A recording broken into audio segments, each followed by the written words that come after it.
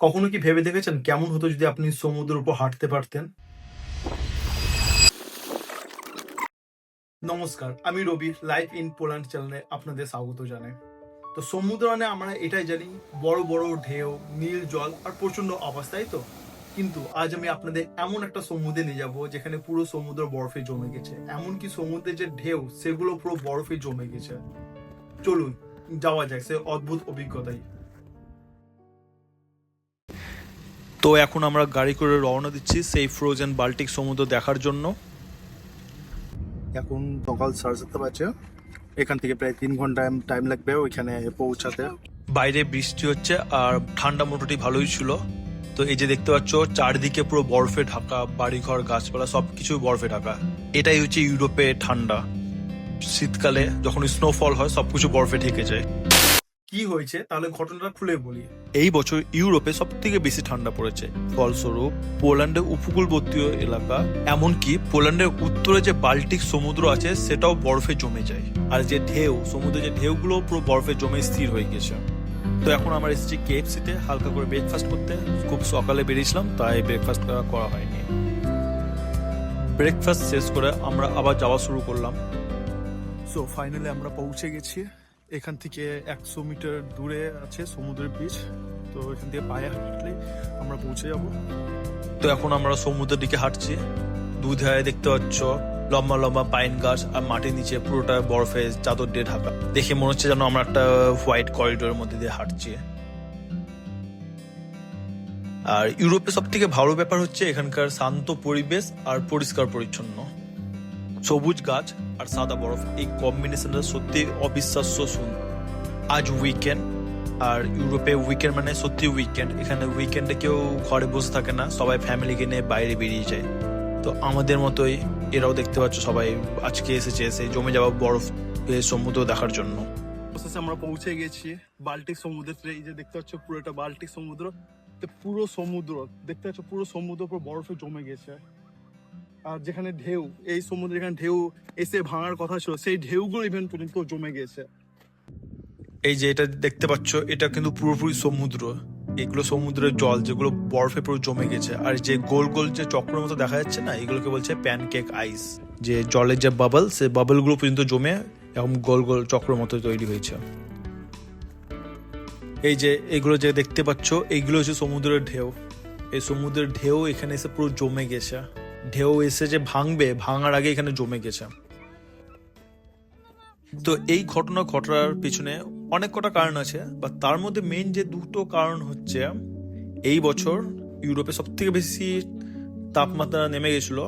আর দ্বিতীয় কথা হচ্ছে বাল্টিক সমুদ্রের জল কম লবণাক্ত, সুতরাং কম লবণাক্ত জল খুব সহজে বরফে জমে যায়। এই যে এইগুলোকে বলছে আইস ওয়াল। সমুদ্রের যে ঢেউগুলো ভেঙে ভেঙে এখানে একটা একটা করে জমা হয়ে হয়ে এরকম করে আইসের দেওয়াল তৈরি করেছে। এখানে এত বড় পুরো আইসের ওয়াল তৈরি হয়েছে, আইসের দেওয়াল তৈরি হয়েছে যখন সমুদ্র থেকে যে বরফের জলগুলো আসছিল সেগুলো এখানে ধাক্কা দিয়ে দিয়ে একটা পর একটা লেয়ার পর লেয়ার অনুযায়ী একটা পর একটা বরফের আইস দেওয়াল তৈরি হয়ে গেছে। এটা এখানে চলে। আর এখান থেকে সমুদ্র শুরু, সমুদ্রের এই এতটা অব্দি বিচ, আর এখান থেকে সমুদ্র শুরু। তো যখন সমুদ্র থেকে যে বরফগুলো যে বরফ জমেছিল সে বরফগুলো আস্তে আস্তে ধাক্কা দিয়ে আনতে আনতে আনতে আনতে এখানে জমেছিল। তো একটা একটা করে জমতে জমতে জমতে একটা পর একটা জমতে জমতে এরকম আইস ওয়াল তৈরি হয়েছে। এটা 6 থেকে 7 ফুটের মতো একটা আইস ওয়াল তৈরি হয়েছে। প্রত্যেকটা মানুষ এই বরফের দেওয়ালের উপর বসে ছবি তুলছে, খেলছে। পুরো একটা অসাধারণ দৃশ্য, দেখে মনে হচ্ছে একটা ন্যাচারাল আইস পার্ক।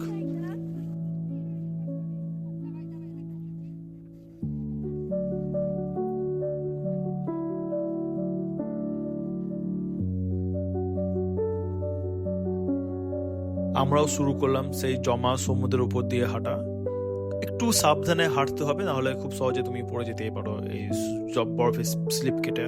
এই যে এই খুব সামনে থেকে দেখতে পাচ্ছ এই যে সেই প্যানকেক আইস গুলো যেগুলো পুরো রিং রিং শেপ নিয়েছে, এগুলো সে জলের বাবলস। বাবলস গুলো এখানে যে জমে জমে এরকম করে গোল গোল করে বরফে চক্রের মতো তৈরি করেছে। আর এই যে দেখতে পাচ্ছ না, এইগুলো হচ্ছে বলে ছোট ছোট ঢেউ। সমুদ্রে যে ছোট ছোট ঢেউগুলো ওঠে সেই ছোট ছোট ঢেউগুলো পর্যন্ত জমে গেছে, জমে একটা করে বরফে ঢেউ তৈরি করেছে। এই যে ছোট ছোট ওয়েভ প্যাটার্ন গুলো খুব স্পষ্ট বোঝা যাচ্ছে যে ঢেউ উঠেছিল, সে ঢেউগুলো উঠে তারপর জমে গেছে আবার। পুরো অবিশ্বাস্য দৃশ্য, যে কখনো ভাবতে পারিনি যে আমরা এই সমুদ্রের ওপরে হাঁটবো, সমুদ্রের ঢেউ, যে ঢেউ পুরো বড় জমা ঢেউ দেখতে পারবো কোনোদিনও। চলতে চলতে আমরা একদম বরফের শেষ প্রান্তে পৌঁছে গেলাম। আর এখান থেকে দেখতে পাচ্ছ কিভাবে সমুদ্রের জলের উপর বরফগুলো ভাসছে, এগুলোকে বলছে ফ্লোটিং আইস শিট। আর এই প্রান্ত থেকে আবার সে গভীর সমুদ্র শুরু হচ্ছে, আর গভীর সমুদ্রে জল জমেনি। ব্যাপারটা হচ্ছে উপকূলবর্তী এলাকা যেখানে অগভীর সমুদ্র, সেই উপকূলবর্তী এলাকার প্রায় 2 থেকে 3 কিলোমিটার অংশ জমে গেছে। এই যে দেখতে পাচ্ছ মানুষজনকে কত ছোট ছোট দেখাচ্ছে, তো এই থেকে বোঝা যাচ্ছে কতটা বিস্তৃত এলাকা জমেছে।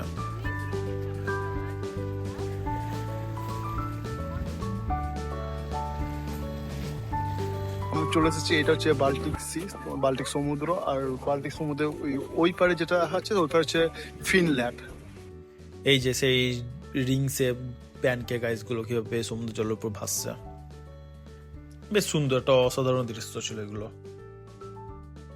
এই যে ইয়েলো হেলমেট পরে কিছু মানুষ দেখতে যাচ্ছে, এরা নাকি সমুদ্রে সে আইস বাথ নিতে যাচ্ছিল, সমুদ্রে জলে চান করতে যাচ্ছিল। আমি যদিও শিওর না, আর গিয়ে দেখা হয়নি। পোল্যান্ডে শীতকালে এই টাইপের আইস বাথ খুবই কমন।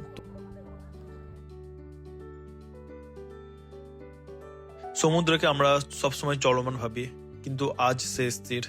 আর এই স্থির ঢেউ আমাদেরকে মনে করিয়ে দিল প্রকৃতি কখনো সরল না, আর আমাদের নিয়ন্ত্রণে নয়।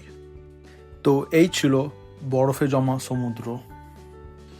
এখন এবার যাওয়ার টাইম চলে এসেছে, তো এবার আমরা এখান থেকে যাচ্ছি আবার অন্য একটা জায়গাতে, এখান থেকে বেরিয়ে গেলাম।